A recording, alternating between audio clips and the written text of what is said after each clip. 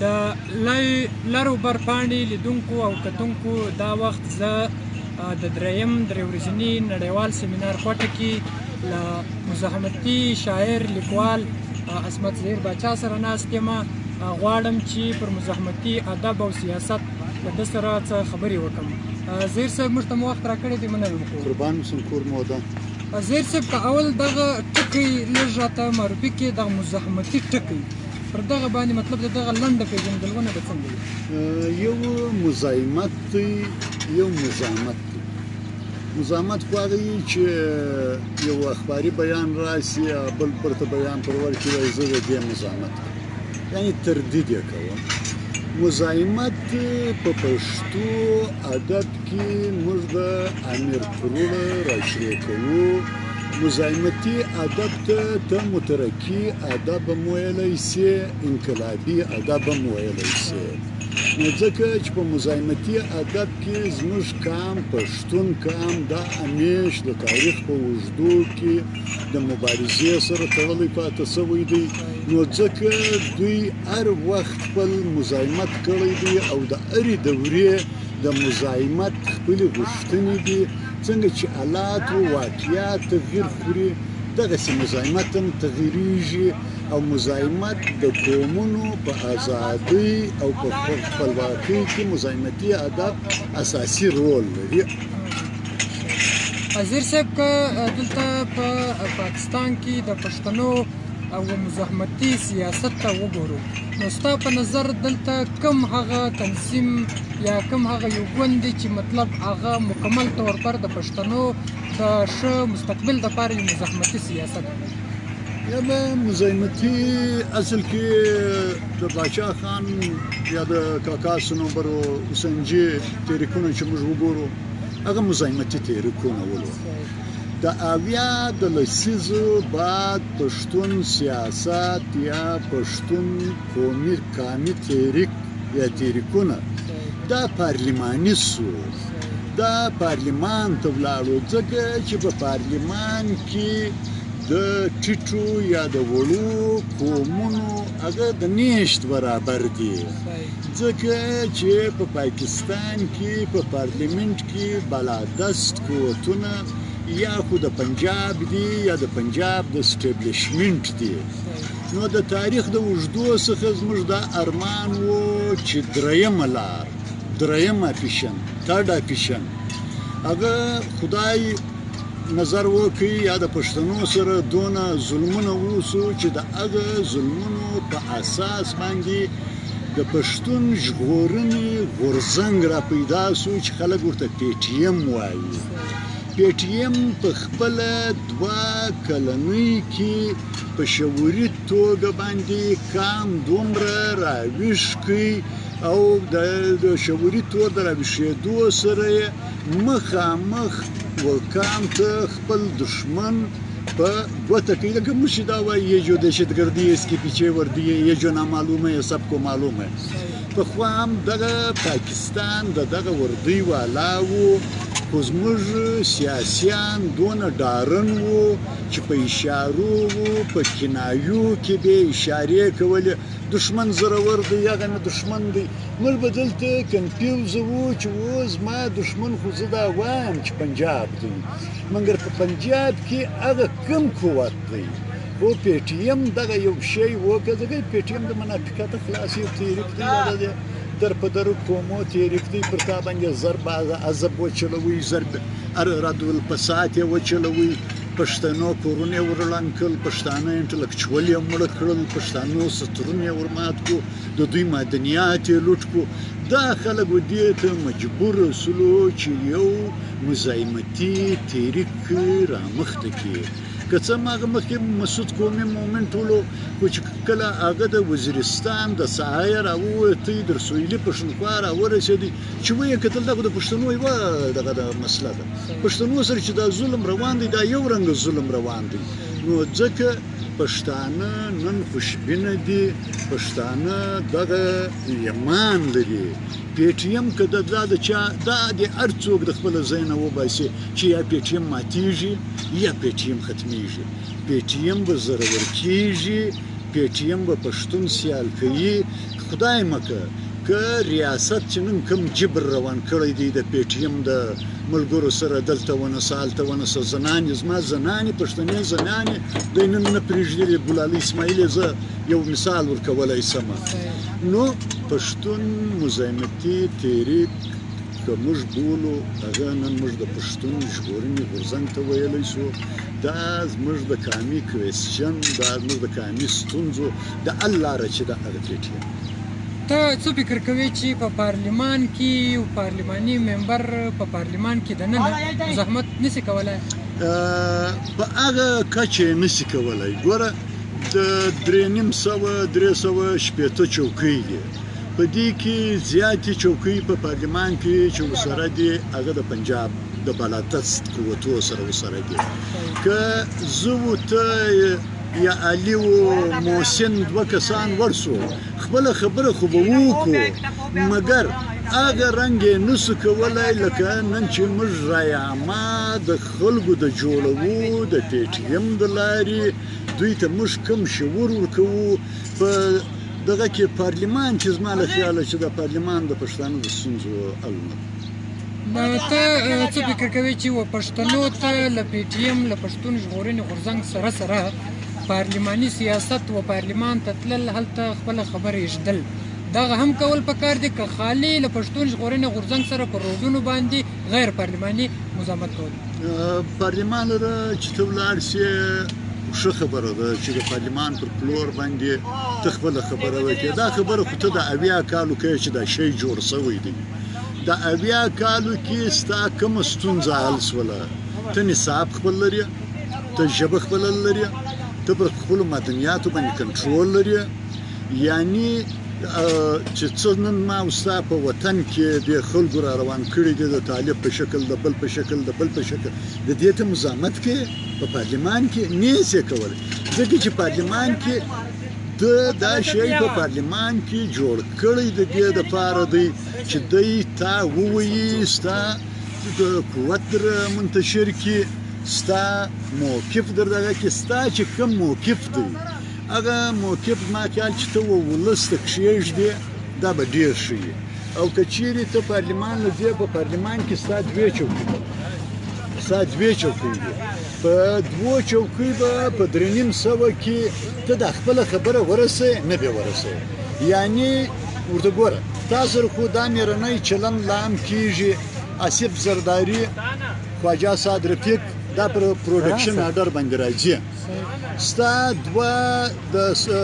نارت او د ساوت ستا 2 نمایندګان نن په جیلو کې ناست دي په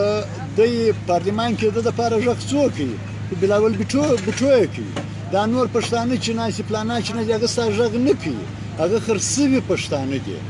نو زه دا وایم چې پارلماني مبارزه د پښتانه دپاره د پانسۍ پړی او موږ ته پکار دا وخت دی چې موږ د پی ټي ایم در شا ودرېږو چې د هرې پارټۍ که د هرې قوم پرست پارټۍ بیا پی ټي ایم کې خو یوازې قوم پرستان نه دي راغونډ مذهب پرستان هم راغونډ دي او بیا پی ټي ایم هغه تحریک دی چې پی ټي ایم د خپل قام حقوق اخیستلی شي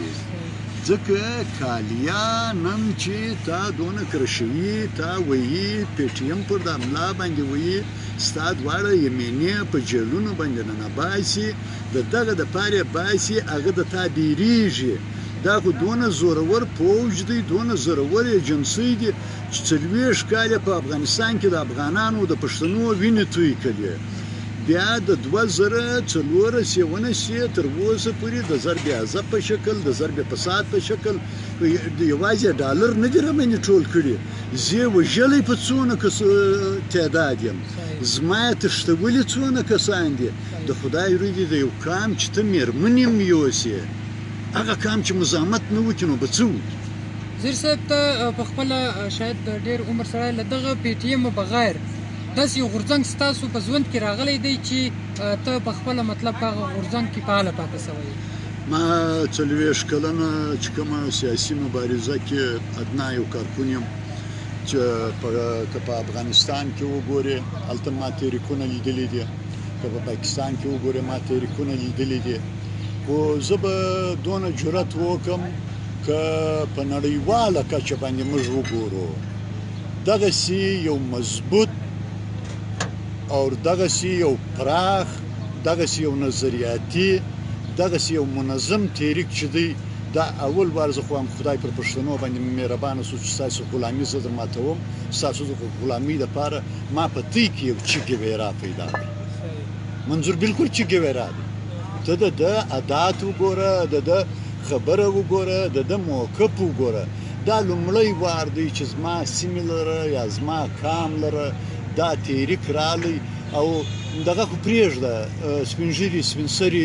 ځوانان پرېږده پیغلې پرېږده حتی سپین سري ما لیدلي دي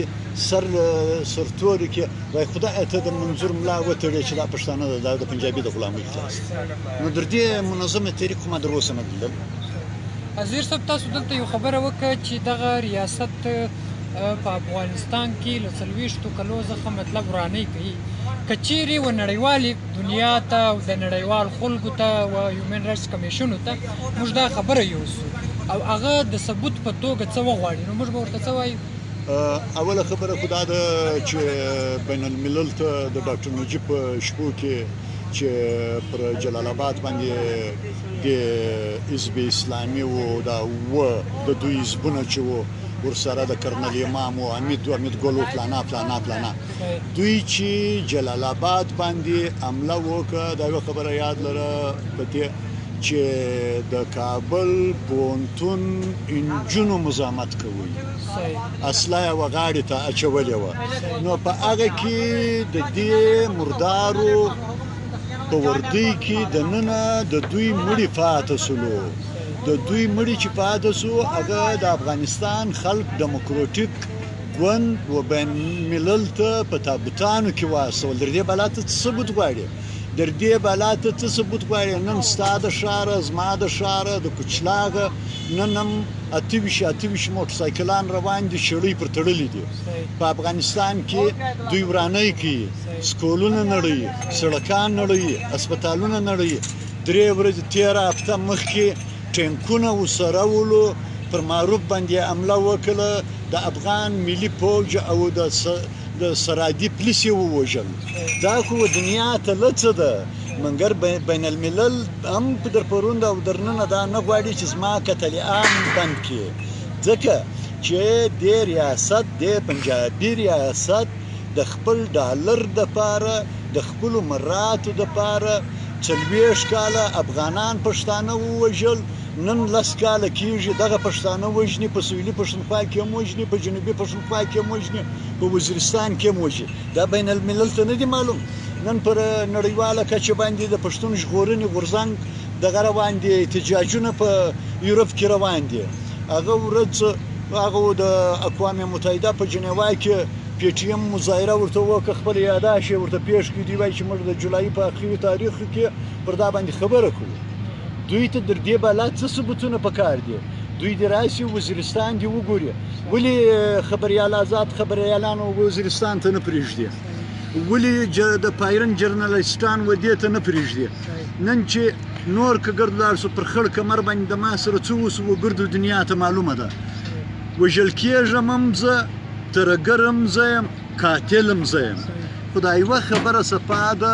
که تاسو 15,000 کاله سې راخلئ که د 500 کاله راخلي که د 100 کالو راخلي په د تاریخ په اوږدو کې پښتانه سیالان خلک دي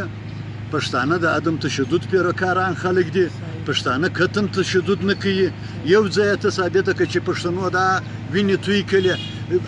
هغه د کرایې پښتانه چې د پاکستان ریاست کرایه کړي دي ما کورونه په وژني موږ وژني ترهګري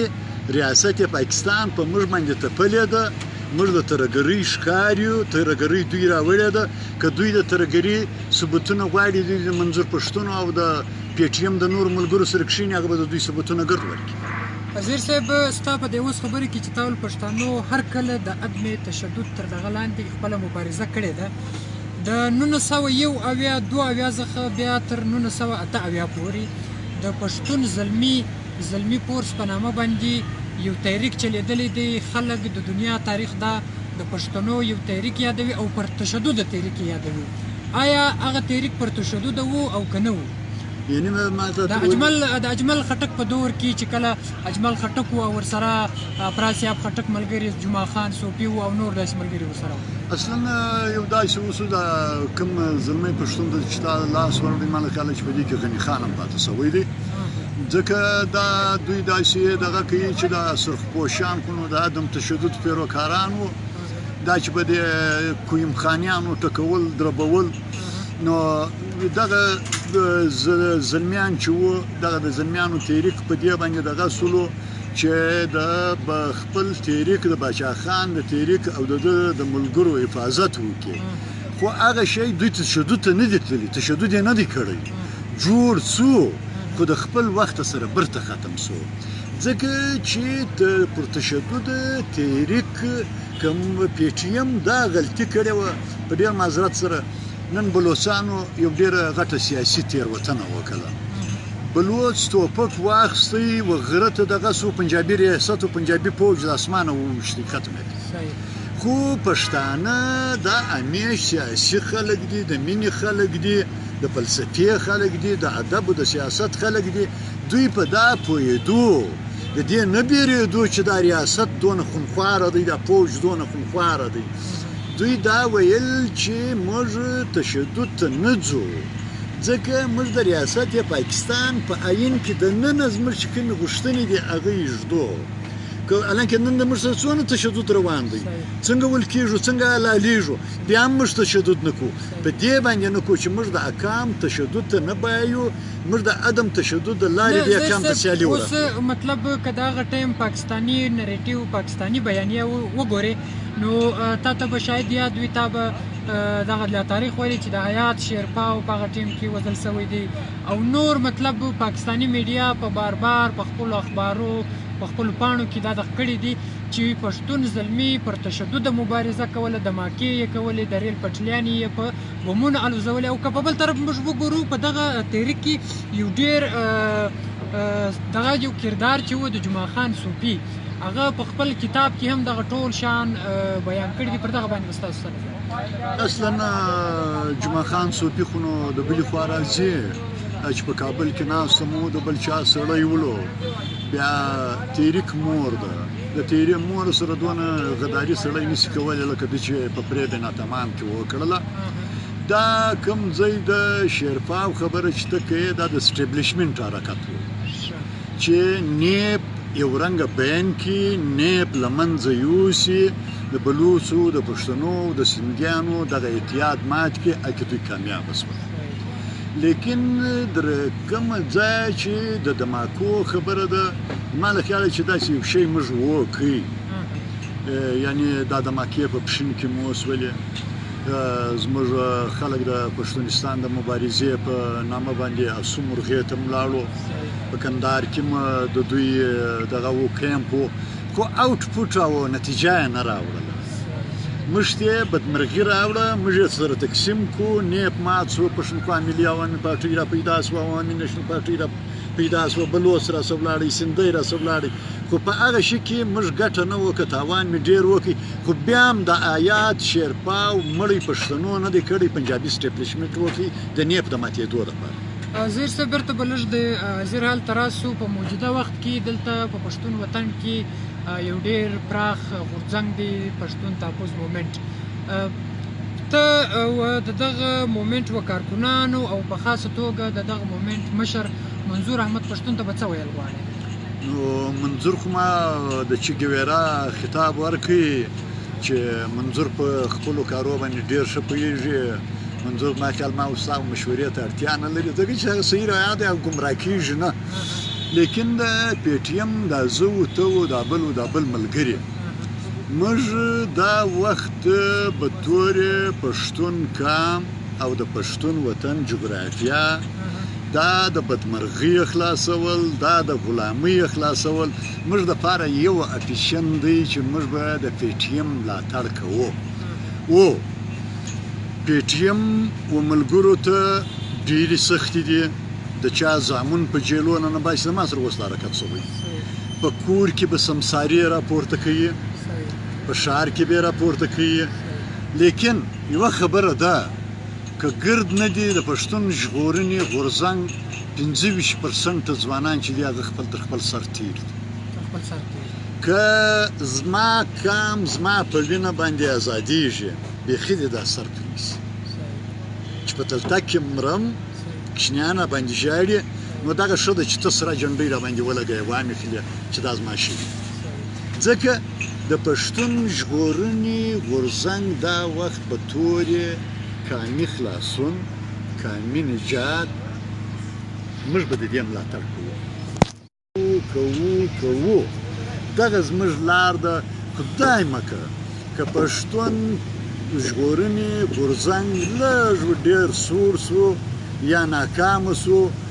د پښتون ژغورنې د غورځنګ د ملګرو سرونه به خونخوار ریاست داسې ورکاټ کړي لکه مولوي وجرده کې چې موږ ته مطالعه پکار ده موږ ته سټډي سرکلونه پکار دي او موږ ته عملي مبارزه پکار ده نه زمیني نه آسماني کومه مبارزه چې روانه ده ځکه په کلاسیک لا په جلسې پورې مې ځان رسوم auto live चल रही है که تا در پښینه ځان رسوي دا رسوو لیکن پښتون ژغورنې غورځنګ دا د لر و بر پښتانه افغان غورځنګ دی دا رښتیا هم دی په دې کې زه داسې کسان هم پېژنم چې هغه هېڅ کان پرسته نه دي نه ميرشاه ولایت خو غورځنګ که محدوده دی که پراخه دی خو موږ ته خپله دریا وهل پکار ده موږ به خپله دریا وسړېدو ته نه پرېږدو او بل منظور یو خبره کوي زه اکثره په کارنر میټینګانو کې دا کوم موږ ته پکار ده چې دا دننه خپله بیره نه ده دا خوب باید چې دا تس د یوه اپسي والا موږ ته بیرېدل نه دي پکار که مې وژني نن مې وژني سبا مې وژني نو زه ولې کمپرومایز وکړم زه ولې وبېرېږم نو که زه کمپرومایز کوم زه بیرېږم نه بیا دې د لور یا د خور پوړو مې په سر کماله ته کښې زیر صاحب اخرنۍ پوښتنه درڅه کوم د پښتنو په دغه وطن کې دوه کامپرسته ګوندونه دي یو پښتونخوا میف دی او بل عوامي نیشنل پارټۍ ده په درېیم څنګ کې ورسره پښتون ژغورنه غورځنګ دی دغه دوه ګوندونه چې دلته سیاست کوي تاسو په څه نظر ته ګورئ که دا دوه ګوندونه یعنې دغو دوه ګوندو مشران او د غورځنګ مشر منظور احمد پښتین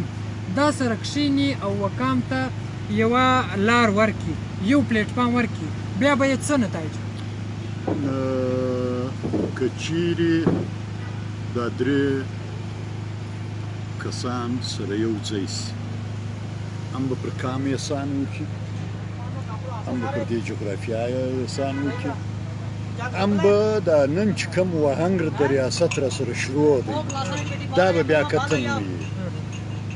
ګټه خبره دا ده د عوامي نیشنل پارټۍ و د پښتونخوا میپ ترمنځ هېڅ تضادات نشته هېڅ تضادات نشته هېڅ سیاسي دغه نشته لیکن څومره چې دا ټایم د پښتون ژغورنې غورځنګ پلیټفارم دا دوو ګوندونو ورکرو متنازع کړی دی بل هېچا نه دی متنازع کړی او هېڅ سیاسي بنده نشته هېڅ شي بنده نشته که منظور خو ودې ته تیار دی چې دی فضل الرحمن له تللی سي سراج الحق لره تللی سي محمود خان و اسفندیار لره بیخي په ګوډو باندې تللی سي که چیرې عوامي نیشنل پارټۍ و پښتونخوا میپ پر دا کام باندې یو رحم وکړي د دغه پښتون ژغورنې غورځنګ کې ګسه سره تعلیل سي که نه یې په ښکاره یې ملاتړ وکړي ماتېده به نه کوي لکه یو څو وخت چې و ماتېده به نه کوي وخت د دې نه دی چې موږ سیاسي تضاداتو له لاس ورکړو وخت د دې دی د خپل کام د خپله ژبه د خپل جغرافیا د خپل د پښتون وطن معدنیات ته ژغورې څنګه د دې ښاماره دا خو چې دا قوت ته دا درې سره قوت چې ته سره ټول کې دا سره یو ځای کې دا یاره ما دا نن دا پوج وره په اویا کال کې د یوه پښتانه تحریک او د بلوچ تحریک نه وبېره دی د غورځنګ دی بیریږي نو دا چې دا دوه کامپرست ګوندونه هم ته ورسره ملګري کړې نو خو د کالیه دستي دغه وایي چې یاره راسئ واخلي خپل شان واخلي موږ پرېږدو او ګوره اخري خبره کوم نه اوږدوم په ډاکا کې په بنګلادیش کې 4-5 سټوډنټ یې ووژل بنګلادیش جوړ شو ستا د خې په سوو در وژلي دي په دا 50 کاله ستا د خالي په دا 2 کاله کې د پی ټي ایم په نامه څو در وژلي دي مګر ته بیا هم د انقلاب خواته نه یې روان ځکه ته اوس هم تقسیم یې په سیاسي توګه یعنې د انقلاب لور ته نه تګ دغه د دې تقسیموالي وجه بالکل ته که چیرې موږ یو قوت سو یو شعار دی یو قوت یو اواز انقلاب نو ته چې قوت سوې نو ته خو د دې جوګه یې ته خو د دې وړه یې چې ته په ټولنه کې بدلون راولي په کام کې بدلون راولي دا ټیم دا یې مانن درته وایم زموږ روایتي په معذرت سره موږ روایتي کامپرستو ګوندونو موږ ته فکري بدلون نه کیره لکه په دې لنډه موده کې چې فکري بیداري او فکري بدلون و موږ ته ژغورنې غورځنګ زیر صاحب په اخره کې کله د لر و بر د پیج و ګلو کتونکو سره خپل یو انقلابي شعر دوه شریک کړئ که درته یاد وي نه وي درته یاد نه لرم بس دا ستا راباندې بله ورځ دا پوره نظم درته وایم جی ګلو کتونکو دا و ښاغلی تکړه ادیب او لیکوال چې خلک یې د مزاحمتي لیکوال په نامه باندې پیژني عصمت ظهیر باچا ځکه ورته وایي چې د ده انداز گفتار دون زیات خوږ دی چې د خلکو په زړه باندې ښخیږي نو ځکه خلک ورته د زړه باچا وایي نو تر بلې خپرونې سره پورې زه